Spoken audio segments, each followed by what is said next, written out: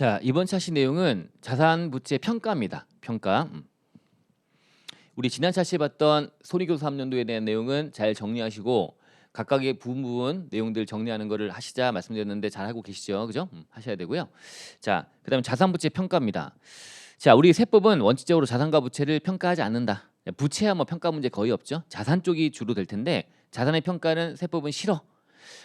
평가하지 말라고 하고 있다. 그래서 원가법이라고 부르죠. 보통 역사적 원가주의. 그래서 평가는 인정하지 않습니다. 평가 인정하지 않는다.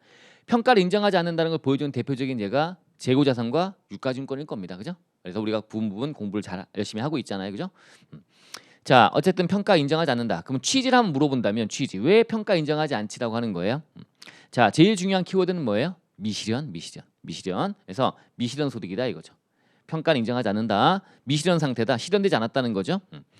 자, 그리고 평가를 허용한다면 뭐 어떤 평가에 대한 내용을 우리 납세자들은 평가를 하고 과세관청은 이거를 잘 했는지를 검증하고 해야 될 텐데 그게 실무상 가능할까요? 객관적인 평가가? 마찰이 발생하겠죠, 그죠? 자, 이건 납세자는 이렇다, 과세관청은 그거 아니다 이러면서 마찰이 발생할 겁니다, 그죠? 객관적인 평가가 어렵다는 거죠. 미실현 상태고 객관적인 평가 어렵다. 그 만약에 허용한다면 또 문제점이 있다. 평가 증을 허용하게 되면 이렇게 저항이 좀 따를 거 아니야. 평가 증하게 되면 세금을 더 낼 텐데 저항이 발생할 수 있다. 반대로 평가 감을 하게 되면 평가 감을 하면 내가 세금 줄이려고 야 이번 세금 많이 나오니까 평가 감 한번 할까? 이렇게 될 거 아닙니까? 그죠? 그래서 자의적인 조작 가능성이 있다 이거죠. 세금 회피하려고 평가를 일부러 낮춰서 낮은 금액으로 평가를 감을 잡아서 세금 줄여버리는 그런 문제가 될 것 같다. 그래서 이걸 허용하지 않는 게 맞다라고 보시면 돼요.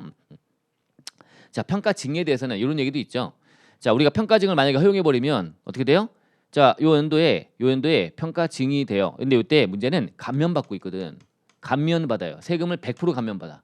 면제죠, 면제. 그럼 요 연도에 만 자산을 막 평가증을 시키는 거야. 평가증을 막 시켜버리면 평가증 시키면 평가 차익이 나와서 세금 나오는데 감면받으니까 세금 없잖아요. 그러면 10억짜리를 100억으로 해버리는 거지. 그렇게 한 다음에 감면 끝난 이후에 100억짜리가 된 걸 갖고 송금화 시켜 나가면 그죠? 비용 처리해 나가면 그럼 세금을 계속 걱정 없이 살아갈 수 있겠죠, 그죠? 이런 문제가 된다. 그런 문제도 있는 겁니다. 그러니까 평가라는 걸 이렇게 활용될 수 있다는 거. 세금을 줄이고 하는 시스템. 평가증도 활용될 수 있네요. 감도이지만 평가증도 감면받은 연도에 평가증을 막 시켜가지고 엄청나게 높은 금을 평가증 시켜서 금액을 부풀려 놓은 다음에 감면 끝난 이후에 감가상각이나 처분 손익을 작게 만드는 그런 문제가 발생할 수 있다. 이렇게 해서 나중에 세금 줄이는 게 활용될 수 있다고 보시면 됩니다. 이런 문제들이 있기 때문에 평가를 허용하지 않는데 취지 아셨죠? 취지. 자, 그럼 평가를 허용하지 않는다.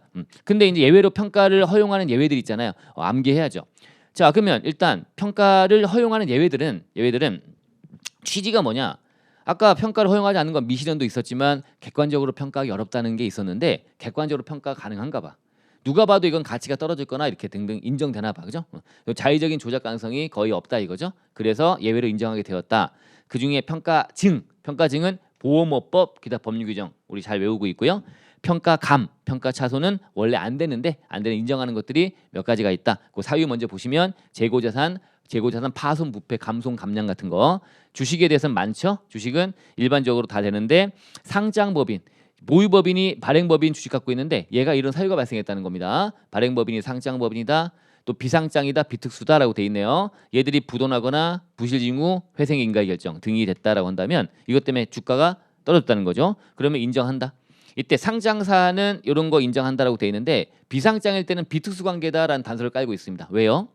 얘가 비상장법인 하나 만들어 가지고 해서 얘를 세금 많이 나올 때 얘를 부도내 버립니다. 그래서 평가 감을 잡아 가지고 세금 줄이는 수단으로 악용될 수가 있다는 거야.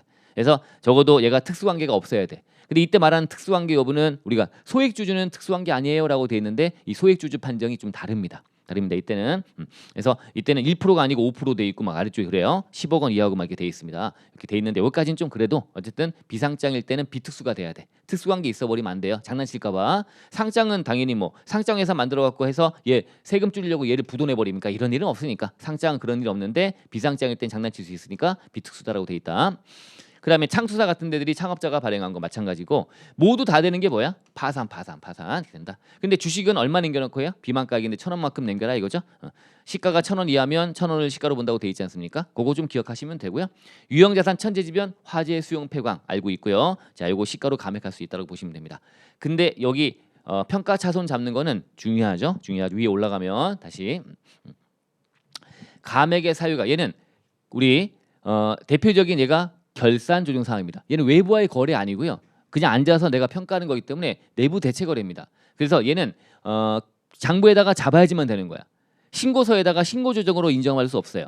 이가 결산용 사항이다 이거죠. 대표적인. 근데 원래 결산 사항들은 다 임의 사항입니다. 내가 잡을지 말지. 감가상각비 올해 잡기 싫으면 내년에 잡으면 돼. 어디다가 장부에다가. 범위액만 있으면 범위액까지는 내년에 내후년에 언제든 잡을 수가 있다는 거죠. 감가상각비가. 또 대손금도 마찬가지고. 물론 신고정 사유 말고 결산 사유에 들어가는 것들은 장부에 잡으면 된다. 장부에 잡는 거 언제예요? 네가 아무 때나 잡아라고 하는 건데 특이하게도 이 평가 손실 결산 사항 중에 이 평가 손실에 대해서만은 그 감액의 사유가 발생한 감액이 발생한 3년도에 한다 이거. 발생한 3년도에 요때만 딱 인정된다고 돼 있어요. 감액의 사유가 발생한 연도에 그것도 장부에 잡아야지 되는 거죠. 원래 당연히 장부에다가 잡았다면 인정한다.